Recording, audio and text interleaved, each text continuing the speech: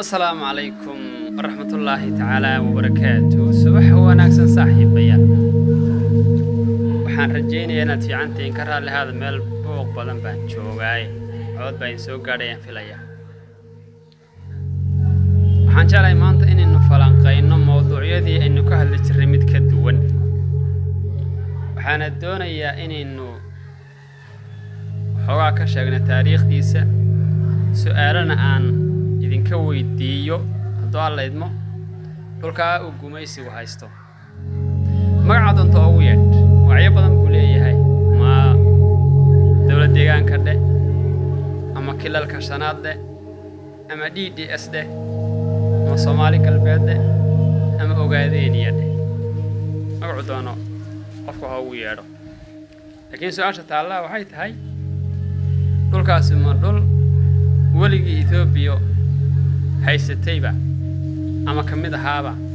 mise waa dhow iyo Itoobiya qabsatay jawaabta oo kooban waxaan ku leeyahay Itoobiya waxay haystaa dhulkaas 84 sano 84 sano ee Itoobiya haysataa xilligii lagu wareejiyay Ingiriisku ku wareejiyay waxay ahayd 1942 magaaladii ugu horeysay ee lagu wareejiyay Jigjiga yahay intii ka horeysay marka muxuu ahaa dhul madax bannaan buu ahaa oo Soomaali caadi ah inta markaan khulaasa ku siiyay su'aalo dambana kulli aan keeni doono balan xogaa taariikhda wax ka taabto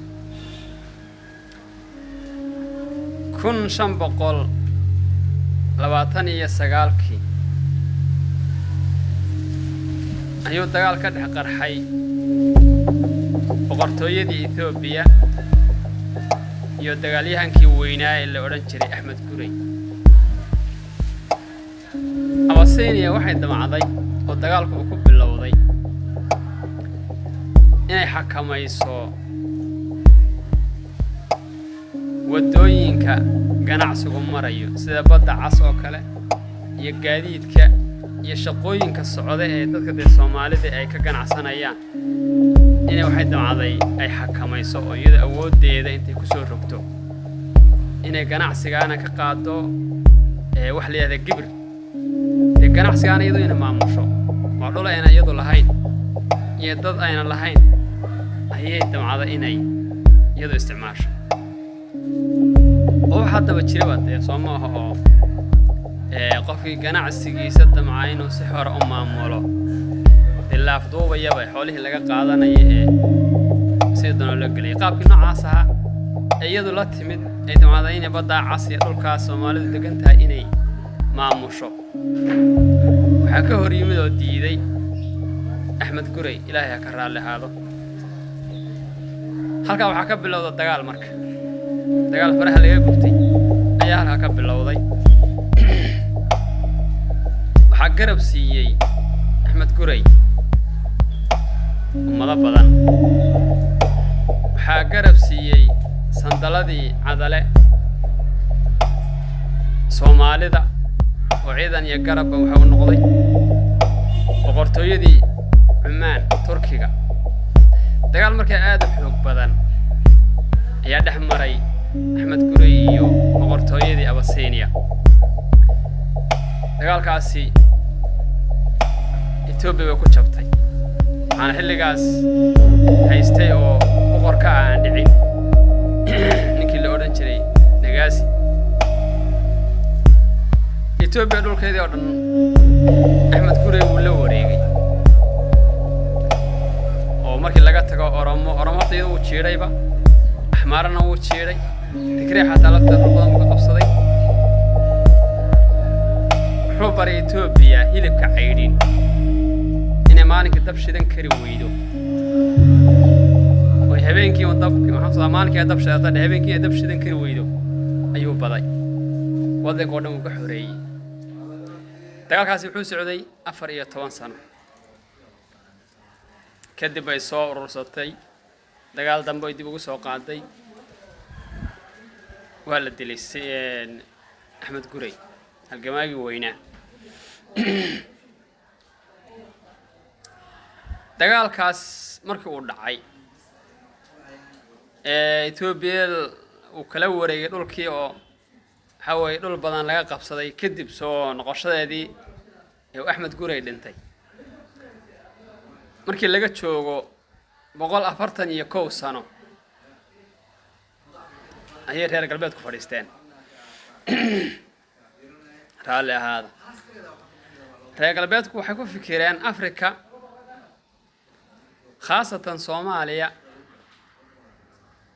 haddii aan xal laga gaadhin oo la kala qaybinin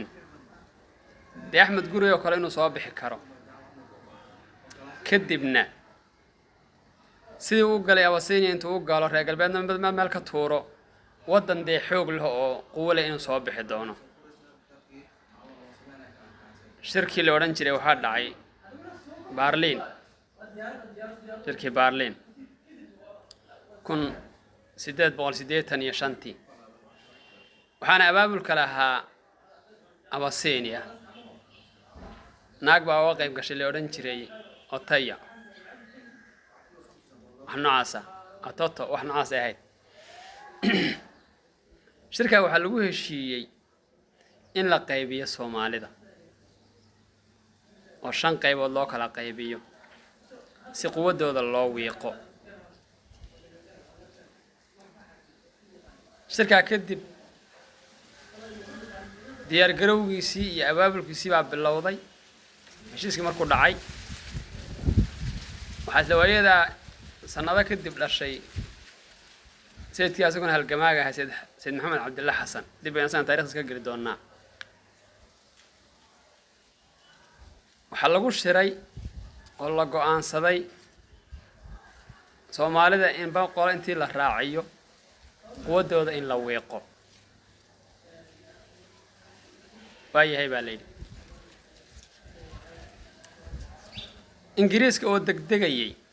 oo ka yaabanaa Talyaaniga iyo Faransiisku inay dhulkan Soomaali galbeed qabsadaan ama wada qolyo kale u dhiibaan ayaa shirar hoose la yeeshay boqortooyadii Ethiopia oo xilligaas milig uu joogay kadibna wuxuu yiri dhulkan Soomaali galbeed aan kugu wareejin adiga qolyahan kala dadniba meel buu joogay Talyaanigu meel buu joogay oo Faransiisku qolaba meel bay iyagu haysteen dib baan ka sharixi doonaa sidaas marka Ethiopia 1942 loo yiri horta dhulka adu Soomaali galbeed meesha ugu horeysay jigjiga horta bal wareeg kadibna kolba magaala loo wareejinay kolba magaala loo dhiibay si marka u dambeysay oo wada qaatay wax tala galana oo laga tala weydiiyay ummadana ma jirin si kolba gobol loo siinayay markii u dambeysay gacanta ku wada dhigtay madaxdii soo martay Abasinia waxay yimaaday goboladeena waxa ugu horeeyay Hayle Salaase ninkii la oran jiray insha Allah waan faahfaahin doonaa intan waxaan ka dhigayaa si khulaaso koobana su'aasha markaan rabo inaan ku darsaa waxay tahay aan qofka doonaya in dhahayo Ethiopian baan nahay saddex inaad iga jawaabto kow haddaad Ethiopian tahay qofka Soomaaliga lagama turjume maxay Ethiopianka aad la garan laaday ma afka Ethiopian ku soo dhalatay afka Ethiopianka yaqaana ma soo dhalatay waa su'aasha labaad wadamada Ethiopianka xamaarada iyo Oromada iyo Tigreeguba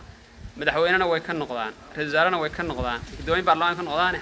hal marna maxaa qof Soomaaliya madaxweyne ka ama ra'iisul wasaare ka ama balka loo leeyahay tasaddexaad warshadaha waaweyn iyo dhaqaalaha Ethiopia waxay ka wada dhisan yihiin dhulka Ethiopia maxaa hal gobol oo Soomaaliland looga dhisi waayay inta mid ma jirto Soomaa saad markay Ethiopian ku tahay موج هذا اسويدي تبان كفاين دونا إن شاء الله.